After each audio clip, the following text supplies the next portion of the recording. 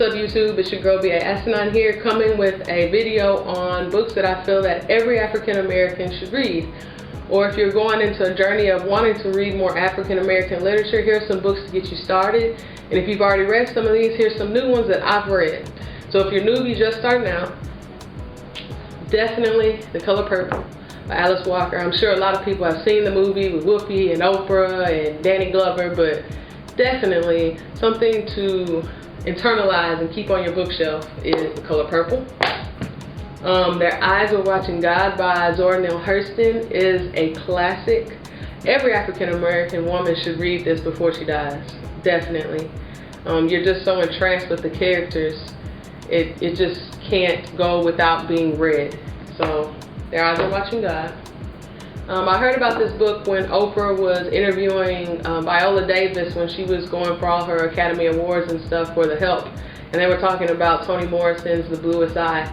And this is a dark book, but definitely a must read about how to accept yourself. And when you don't, some of the things that can happen from it. Told from a child's perspective in a lot of ways. I Know Why the Cage Bird Sings by Maya Angelou, who I will talk about all of her autobiographies that I own and I've read a little bit later. This is definitely something that all young ladies should read. If you don't already, read it in school, but she is such a good storyteller and a treasure to our culture, so definitely read that. Bailey's Cafe by Gloria Naylor is another good book that I read. I think this was probably one of the first books that I read from her, aside from, I'll get to it, The Women of Brewster's Place. And this book is very dark, but as dark as it was, I would read it again because it had such a moving impact on me after I read it. Invisible Man by Ralph Ellison.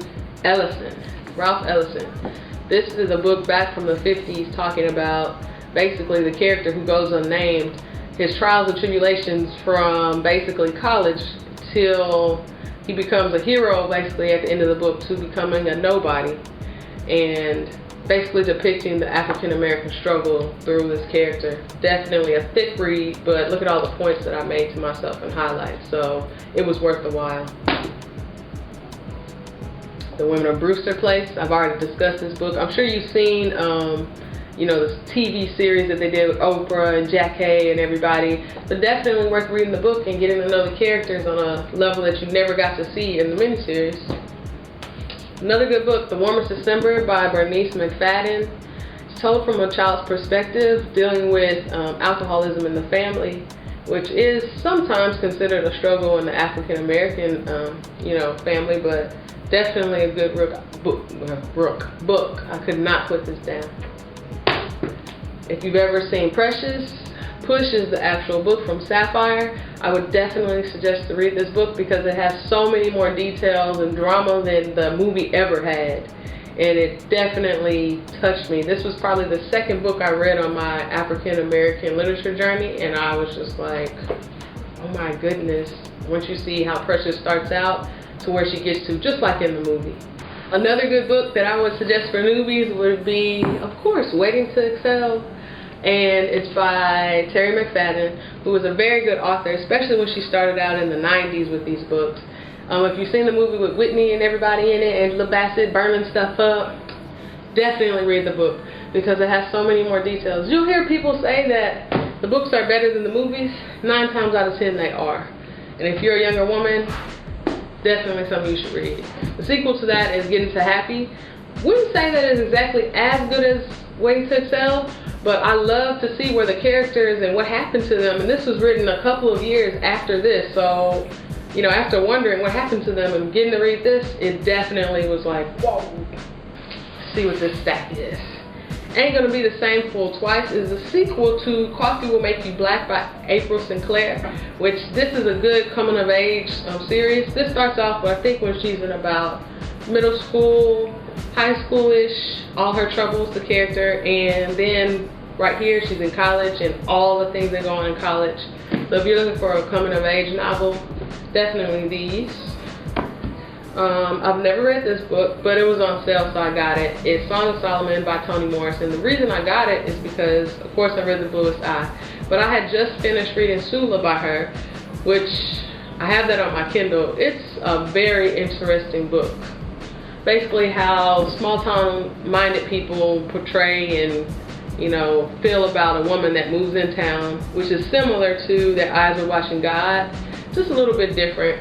I will warn you though, Toni Morrison uses a lot of deeper writing when she writes, so it's hard to pick up on what she's saying. I might have to read it through once or twice. So if you're not really looking for something that's very hard to read or grasp, probably stay away from Toni Morrison for a while.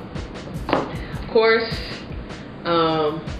for color girls who have considered suicide, When the Rainbow is Enough.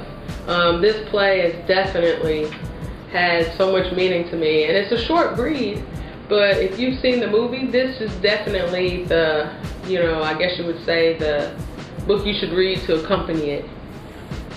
I believe you pronounce this Coragordia by Gail Jones. I just so happened to see it on Amazon at the bottom with book reviews, and I wanted to read it. I will tell you this, I love the character, but she pissed me off at the end of the book. This is definitely probably for a more mature audience. So if you are, you know, pretty young, probably not necessarily for you, but very good book. Some other good Bernice McFadden books are Sugar, which is basically like a lot of black books are, I found with some authors, where a lady moves into town and people don't like her, but you get to know her story. Yes, Sugar is that. And then This Bitter Earth is the sequel to it, which, just like Waiting to Excel and its sequel, I felt like the first book was better, but you're so entranced with the characters that you want to know what happens to them. So This Bitter Earth by her definitely is a good read. Going back to my girl Maya Angelou. If you have not read her autobiography series, you need to, because it is a plethora of books, as you can see, that give you so much knowledge and just tell you so much about her story. I mean, how many people knew that Maya Angelou used to be a pimp, and she used to pimp people out? She moved to Africa. She has a son named Guy who's been through Timbuktu and back for her and with her. I mean, there's so many things about Maya Angelou in these books that make you just love her. And when I would read, I would travel along with her. Like when she was with Porgy and Bess traveling through the Mediterranean, as I read, I was just like, oh, I can just imagine being there with her. So if you want to know more about her, or you just want a good series of autobiographies to go with, these are definitely the ones. I'll read them off to you. They're not necessarily in order, but The Heart of a Woman, Song Flung Up to Heaven. This is another copy of I Know Why the Caged Bird Sings. Gathered Together in My Name. Singing and Swinging Getting Married Like Christmas. All of God's Children Need Traveling Shoes. And I think one of the latest books that she ever wrote was Mom and Me and Mom, where it talks about her and her relationship with her mother, which Miss Baxter, you heard a lot about her in the autobiographies, but this really gave you a true sense of the things that made her mother a hero to her. This is a video for anybody who wants to know more about African American literature. What perfect time than now to get to know more about your history and yourself.